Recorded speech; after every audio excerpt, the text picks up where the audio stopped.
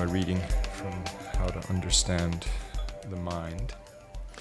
And this is a section on the delusions. So it says, if we did not have delusions, so remember delusions are these disturbed states of mind such as desirous attachment and anger. If we did not have delusions, we would experience only peace and contentment. If we did not have delusions, we would experience only peace and contentment. When our delusions are not functioning strongly, our mind is relatively tranquil and contented. But as soon as anger, jealousy, or desirous attachment arise, they destroy our peace of mind, like a sudden storm destroying the tranquility of an ocean. Even if we are in good physical health, when delusions manifest, our mind becomes ill at ease. So, if we did not have delusions, we would experience only peace and contentment. So this is basically the point that we've established through this morning's meditation. When we let go of paying attention to the delusions, a natural experience of peace and happiness arises in our mind. We don't have to do anything else. It just comes naturally, indicating that peace is the natural state of our mind. So this point is so important because what we want to learn to do is relax into that experience of peace because it's the natural state of mind. So you don't have to grasp at it. You don't have to clutch at it. You don't have to feel bereft from it. It's just here. And if you just let go of focusing on all this stuff, there it is. And that's what we learn through meditation. We learn how to go for refuge, how to find that inner sanctuary, that inner experience of peace whenever we want, because we build up the understanding. It's my nature. It's my nature. Whenever I'm agitated, I'm away from my nature. I'm caught up in hallucination, basically. So if I just drop that, there's peace right there. We should observe our mind for a day and see how often peaceful minds arise and how often deluded or neutral minds arise. If we are not well trained in Dharma, in Buddhist teachings, it is likely that our deluded and neutral minds will far outnumber our peaceful minds. We should try gradually to increase the frequency of our peaceful minds until they remain with us all day long. So maybe when we first hear this, we're not so sure. Really? Would deluded minds outnumber my peaceful minds? Actually, if you were just to spend the time just watching what your mind gets up to, you'll see that we're under the influence of delusion. Actually, we are under the influence of delusion continuously, but even agitated, there are certain somewhat neutral delusions that are functioning all the time, like ignorance. But even mental agitation is more or less present in our mind all the time. The thing is, we're so used to it, we just think it's normal. We're used to having a sort of low frequency anxiety at work all the time, or just to be somewhat overwhelmed or somewhat stressed or somewhat confused all the time. It's just we haven't really established a counter to that so that we can actually see it happening. Once you start developing a peaceful mind through meditation, now you have a counter, if you see what I'm saying. You have a place to observe the agitation from. And actually, it's quite amazing. You can see it when you try to meditate, right? There you are, abiding in a peaceful state, and before you know it, you're off. And you're caught up in something. We just constantly get caught up in stuff. And it's not peaceful stuff. It's not let me go from one peaceful thought to another peaceful thought. I'm getting even more, this is fantastic. No, it's ooh, what about this? What about this? Oh no, oh no. Up, down, up, down. It's exhausting, which is why you're exhausted. You're exhausted because your mind is exhausting you, because it's constantly chasing stuff and trying to get rid of stuff. It's exhausting. Meanwhile, there's this experience of peace. That's our nature, and that's why we want to establish that.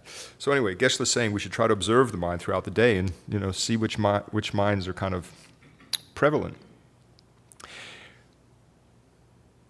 When we are able to control our mind for one day, we should try to control it for 2 days and continue practicing in this way until we can keep a peaceful mind continuously.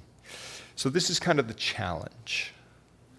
Geshe's throwing down the gauntlet here. This is like a challenge. Like, let's see if you can keep your mind peaceful for a little bit, for one day. And actually, I think if we first encounter that, it's like, one whole day? Are you kidding me? Yeah, okay, let's start with 1 minute. Let's find a peaceful minute of actual peace, of actual abiding in a peaceful state. Because if you can do a peaceful minute, you can do 2. You can have 2 peaceful minutes. You can do 5. You can build until eventually you've got a peaceful hour. A peaceful hour. And then eventually you can think, yeah, I had a peaceful day. Like at one point you might reflect back over your day and you think, wow, I was peaceful all day long. How amazing was that? I was peaceful. I was happy all day long. I didn't get agitated. I didn't go too up. I didn't go too down. I was just happy all day long. And if you can do 1 day, you can do 2 days. And really, that's what this is all about. It's opening us up to the possibility of a, dare I say it, a peaceful life, a happy life.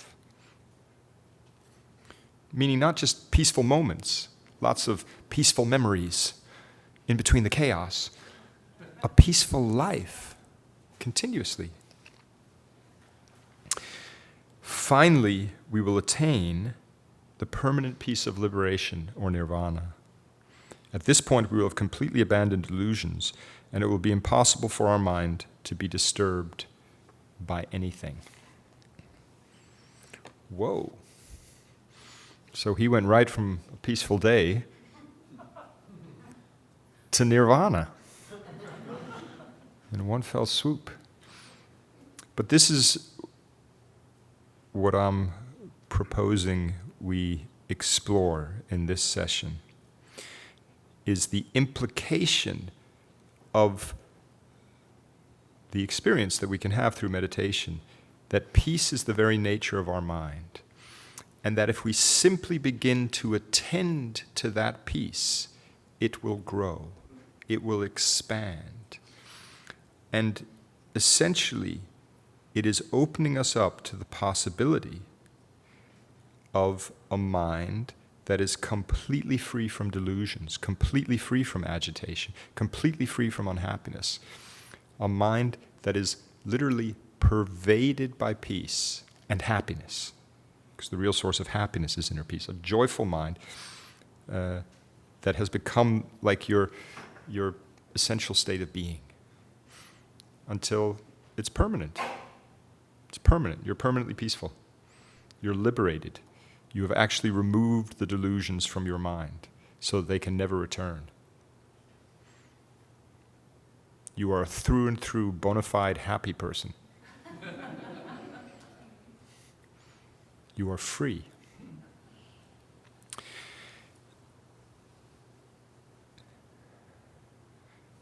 Our little bit of happiness, our little bit of peace that we may have experienced through meditation is actually indicating all of that. Because the essential reasoning is, if you can be a little bit peaceful and a little bit happy, you can be a little bit more peaceful and a little bit more happy. Does that follow? If you can let go of your anger a little bit, you can let go of it a little bit more. If you can let go of your attachment a little bit, you can let go of it a little bit more. So this is opening us up to the possibility of a profound transformation. Your little bit of happiness is indicating your potential for liberation, your potential for freedom, your potential for a pervasive experience of joy. And what I'd like us to do in this particular meditation, that we'll start, not yet, but in a little bit, is learn to identify with that potential. This is my potential for profound change. What Buddha would call our Buddha nature. This is my Buddha nature, my potential for a completely peaceful mind, a liberated mind, finally an enlightened mind. And I think that if we recognize this potential for peace and happiness within us and begin to identify with it, this will revolutionize how we view our life, because now our life will feel like it actually has purpose. Like we're doing something here with our life. Your life will have meaning.